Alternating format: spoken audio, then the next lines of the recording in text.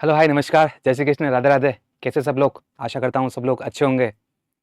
आज हम लेके आए हैं कि वुमेन का समाज में, संसद में या एक सामान्य व्यक्ति के रूप में क्या योगदान है। क्योंकि कहते हैं कि अगर किसी देश की उन्नति, प्रगति और समृद्धि अगर देखनी है तो वुमेन की स्थिति, चाहे सामाजिक रूप से, चाहे आर्थिक रूप से, चाहे सांस्कृतिक रूप से, चाहे राजनीतिक रूप से, अगर इन आयामों पर देख ली जाए नारी की स्थिति, तो हमें पता लग जाता है कि उस देश की प्रगति और आने वाले दशक में वो देश की कितनी प्रगति करेगा, उसके बारे में हमें पता चल जाता है। हम बात करते हैं, जैसे हमें बताया कि आंकड़ों के अनुसार 1952 में जो संसद में महिलाएं सांसद वो लगभग 22 थी, जो 17वीं लोकसभा में लगभग 78 थी, और इसी 18वीं लोकसभा में ये 74 हो गई है। जो 17वीं में 78 थी वो भी 74 हो गई है। यानी कि पहले 17वीं लोकसभा में 15% था टोटल सांसद का महिला का रिप्रेजेंटेशन, वो अभी घटकर 18वीं लोकसभा में लगभग 13.65% हो चुका है। जैसे हमने देखा है कि ग्लोबल लेवल पर, अंतरराष्ट्रीय लेवल पर जो महिला का रिप्रेजेंटेशन है वो औसतन 35% है, और कहीं ना कहीं किसी किसी देशों में 50% से ऊपर उनकी संसद में महिलाओं को रिप्रेजेंटेशन है। चाहे वो अफ्रीका के देश हो, इजिप्ट हो, गुयाना हो, चिली हो, वहां पर कहीं ना कहीं जो महिलाओं का रिप्रेजेंटेशन है वो 50% अधिक है, चाहे संसद में चाहे राज्य की विधानसभा में। एक रिपोर्ट निकलती है, global gender gap index report 2024। मैंने इसमें आपको बताया है, ये महिलाओं को रिप्रेजेंटेशन मैंने बताने की कोशिश की आपको कि अगर महिला का व्यक्तित्व या महिला प्रतिनिधि होगी तो उसके पीछे जुड़ी हुई बहुत सारी महिला उनके आगे आएगी और वो मुख्य धारा में जुड़ पाएगी, जिससे मेल और फीमेल का जो रेशियो है वर्क फॉर पार्टिसिपेशन में, जो अभी LFSS की रिपोर्ट आती है, जो Ministry of Statistics and Programme Implementation निकालती है, उसी की रिपोर्ट में बताया गया है कि जो महिला का वर्कफोर्स का रेशियो है वो कहीं ना कहीं 18 से 20% तक ही है, लेकिन जो पुरुष का रेशियो है वो 40 से 45% के बीच का है अपनी भारत की इकोनॉमी में। तो हमें महिला का रेशियो इकोनॉमी में बढ़ाने की जरूरत है।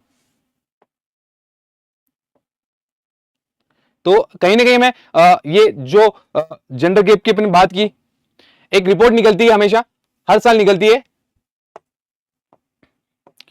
क्या नाम है उसका? Global gender gap report 2024। ये माफी चाहूंगा, यहां पर 2023 नहीं है, 2024 है। उसकी रिपोर्ट के अनुसार इंडिया की रैंक 100, माफी चाहूंगा यहां पर 127 नहीं, 129 है, 129 है। ग्लोबल जेंडर गैप रिपोर्ट में 4 पैरामीटर होते हैं। कौन कौन से? आर्थिक, राजनीतिक, शिक्षा और स्वास्थ्य। यानी कि ये रिपोर्ट कहती है कि अगर कोई महिला आर्थिक रूप से, राजनीतिक रूप से, शिक्षा के स्तर पर और स्वास्थ्य के स्तर पर अगर वो फिट हो, अगर वो देश को चलाने की हिम्मत रखती हो, तो वो देश प्रगति की राह पर चल पड़ता है।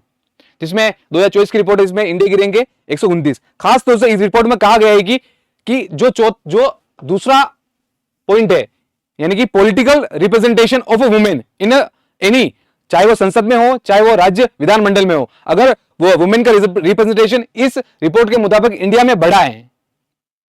और कहा है कि इसमें कहा है कि अगर वुमेन का रिप्रेजेंटेशन अगर बढ़ता है, चाहे शिक्षा के क्षेत्र में, चाहे स्वास्थ्य के क्षेत्र में, चाहे राजनीतिक या इकोनॉमिक रूप से, उससे देश समृद्ध होता है। जिससे जो SDG के गोल है, सस्टेनेबल डेवलपमेंट गोल है, जो 2016 में तय किए गए थे और 2030 तक अचीव करने, उसमें शिक्षा का गोल, स्वास्थ्य का गोल और इकोनॉमिक और पॉलिटिकल गोल अचीव किए जा सकते हैं। आगे देखते हैं, इसमें टॉप कौन आया? आइसलैंड आया, उसके बाद कौन आया? नॉर्वे आया। ये अमूमन यही देश आते हैं क्योंकि वहां पर ह्यूमन कैपिटल पे इन्वेस्टमेंट ज्यादा है। इंडिया में जो R&D है ह्यूमन कैपिटल पे, वो कहीं ना कहीं 0.8% ही है, और इनमें आइसलैंड और नॉर्वे में जो जीडीपी का, इनकी जीडीपी का लगभग 10 से 15% का इन्वेस्टमेंट R&D पर महिलाओं के लिए वो ज्यादा है। आगे चलते हैं।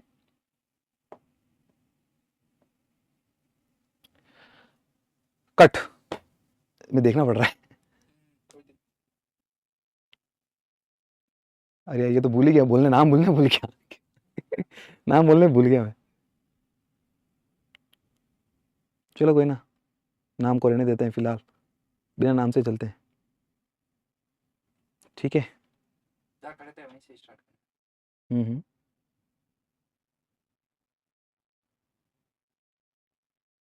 अच्छी थी वीडियो, मैं अटका तो नहीं गई? चलो बढ़िया, सुधार हो रहा है, इसका मतलब सुधार हो रहा है। सुधार तो खुशी होती है, एक मोटिवेशन आता है। हम्म,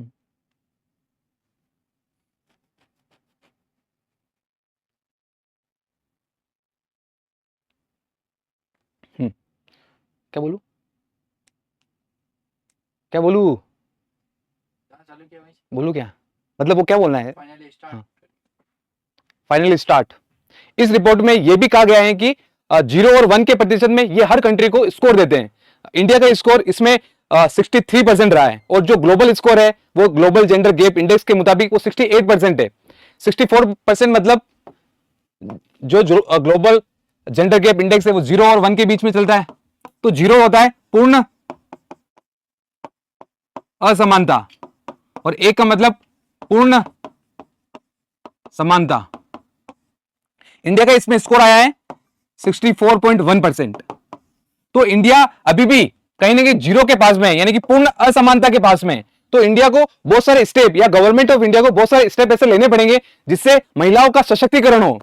जैसे पिछली कुछ सरकारों ने, चाहे वो मोदी सरकार हो चाहे वो कांग्रेस सरकार हो, उन्होंने कुछ सारे स्टेप लिए हैं। जैसे बेटी बचाओ बेटी पढ़ाओ जो 2015 की स्कीम थी, हरियाणा से लॉन्च हुई थी। एक सुकन्या समृद्धि योजना जिसमें लगभग 1.5 लाख से पैसा हम पोस्ट ऑफिस में जमा कराते हैं, फिर 18 साल के बाद हम लड़की के लिए शादी के लिए हम उसको निकलवा सकते हैं, उससे पहले भी निकलवा सकते हैं कुछ टर्म एंड कंडीशन पर। उसके अलावा राष्ट्रीय महिला कोष, जो कि 2018 के बाद जब वो एक रेप केस हुआ था इंडिया में प्रसिद्ध, तो उसके बाद ही राष्ट्रीय महिला कोष लाया गया। एक महिला सशक्ति केंद्र की हर एक डिस्ट्रिक्ट पर, हर एक स्टेट के हर एक डिस्ट्रिक्ट पर एक महिला पुलिस थाना होगा, जहां पर महिला जाएगी और अपने जो विशेष मुद्दे हैं उनको बताएगी, जहां से महिला के जो रेप के केस है, चाहे उनसे छेड़छाड़ से केस है, वो कम हो सकते हैं। साथ ही भारत सरकार ने पंचायती राज अधिनियम के तहत 33% का रिजर्वेशन आरक्षण दिया गया है पंचायती राज अधिनियम में। साथ ही अभी हाल ही में एक नारी शक्ति अधिनियम जो केंद्र सरकार द्वारा पारित किया गया, जिसमें कहा गया है कि bill propose 33% reservation for women in Lok Sabha and assembly, यानी लोकसभा और राज्य की विधानमंडल और दिल्ली की विधानसभा में महिलाओं का जो आरक्षण है वो 33% रखा गया है। साथ ही इसमें कहा गया है कि अभी करंटली 15% एमपी ऐसे हैं जो लोकसभा में वुमेन है, लेकिन ये डाटा अपडेट हो चुका है, और अभी जो मोदी के तीसरा रूलिंग पीरियड आया है उसमें लगभग 13.65% ही महिला है, यानी कि टोटल 543 एमपी का 74 ही महिलाएं ऐसी है जो संसद में अपने आप को रिप्रेजेंट कर रही है। जिसमें से मुझे नाम याद आता है कि सबसे युवा कौन है, राजस्थान से है महिमा कुमारी, जो हमारे राजसमंद क्षेत्र से आती है, जो युवा है और जो राजस्थान में सर्वाधिक मतों से विजयी भी हुई है। इसके अलावा सरोज, प्रिया सरोज है जो सब युवा है सांसद संसद में। इसके अलावा शबांगी चौधरी हैं जो युवा महिला सांसद है संसद में, और राजस्थान से 3 महिला सांसद युवा सांसद जो संसद में गई हैं। सबसे पहले मैंने बताया महिमा कुमारी, फिर दूसरा सपना जाटव जो भरतपुर से आती है, फिर तीसरा जो मंजू देवी है जो आरपीएससी चेयरमैन, जो अध्यक्ष सदस्य है आरपीएससी की, वो जयपुर से आती है।